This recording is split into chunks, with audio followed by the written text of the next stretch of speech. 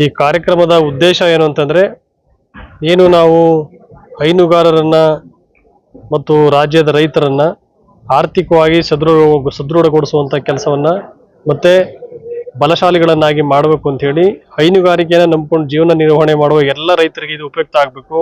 ಇಲ್ಲಿ ಹೊಸ ಹೊಸ ಪ್ರಯೋಗಗಳನ್ನು, ಹೊಸ ಹೊಸ ವಿಧಾನಗಳಲ್ಲಿ ಹೇಗೆ ನಾವು ಡೈರಿ ಫಾರ್ಮಿಂಗ್ ಮಾಡ್ಬೋದು.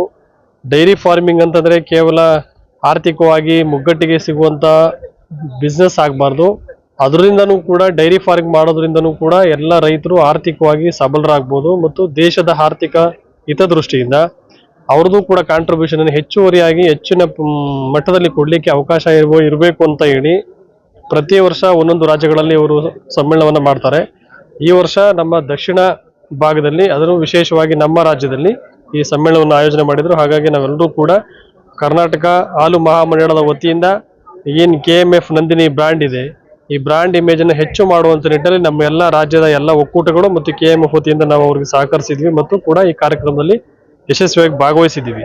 ಕಾರಣ ಇಷ್ಟೇ, ಜಿಲ್ಲಾ ಒಕ್ಕೂಟಗಳಲ್ಲೂ ಕೂಡ ಇದರ ಉಪಯುಕ್ತತೆಯನ್ನು ಪಡ್ಕೊಬೇಕು ಮತ್ತು ಆ ಒಕ್ಕೂಟಗಳಲ್ಲೂ ಕೂಡ ಏನು ಹೊಸ ಹೊಸ ಪ್ರಯೋಗಗಳಿದೆ, ಹೊಸದಾಗಿ ನಾವೇನು ಮಾಡ್ಬೋದು ಡೈರಿ ಫಾರ್ಮಿಂಗಲ್ಲಿ, ಇನೋವೇಟಿವ್ ಆಗಿ ಏನು ಮಾಡ್ಬೋದು, ಉತ್ಪನ್ನಗಳಾಗ್ಬೋದು ಮತ್ತು ಹೈನುಗಾರಿಕೆ ಆಗ್ಬೋದು, ಇದನ್ನು ಹೆಚ್ಚಿಸುವಂಥ ಮಟ್ಟದಲ್ಲಿ ಎಲ್ರಿಗೂ ತರಬೇತಿ ಸಿಗಬೇಕು. ಮತ್ತು ಇಂತಹ ಸಮ್ಮೇಳನಗಳಲ್ಲಿ ಭಾಗವಹಿಸೋದ್ರಿಂದ ಇಲ್ಲಿ ವಸ್ತು ಪ್ರದರ್ಶನ ಕೂಡ ಇದೆ. ಸೊ ಆ ವಸ್ತು ಪ್ರದರ್ಶನವನ್ನು ನೋಡೋದ್ರಿಂದನೂ ಕೂಡ ಎಲ್ಲರೂ ಅವರು ಸರಿಯಾದ ರೀತಿಯಲ್ಲಿ ಮಾಹಿತಿಯನ್ನು ಪಡ್ಕೊಳ್ಳಿ ಅನ್ನೋ ಸದುದ್ದೇಶದಿಂದ ಈ ಕಾರ್ಯಕ್ರಮದಲ್ಲಿ ನಾವೆಲ್ಲರೂ ಕೂಡ ಭಾಗವಹಿಸಿದ್ದೀವಿ. ಟೋಟಲ್ ಎಷ್ಟು ಡೈರಿಯವರು ಭಾಗವಹಿಸಿದ್ರು? ನಮ್ಮಲ್ಲಿ 15 ಒಕ್ಕೂಟಗಳಿದೆ. 15 ಒಕ್ಕೂಟಗಳಿಂದನೂ ಕೂಡ ಅಧ್ಯಕ್ಷಗಳು ಬಂದಿದ್ದಾರೆ, ವ್ಯವಸ್ಥಾಪಕ ನಿರ್ದೇಶಕರು ಬಂದಿದ್ದಾರೆ, ಮತ್ತೆ ನಿರ್ದೇಶಕರುಗಳು ಕೂಡ ಬಂದಿದ್ದಾರೆ. ಕೆಲವರು ಸಿಬ್ಬಂದಿಗಳನ್ನು ಕೂಡ ನಾವು ಡಿಪ್ಲಾಯ್ ಮಾಡಿದ್ದೀವಿ.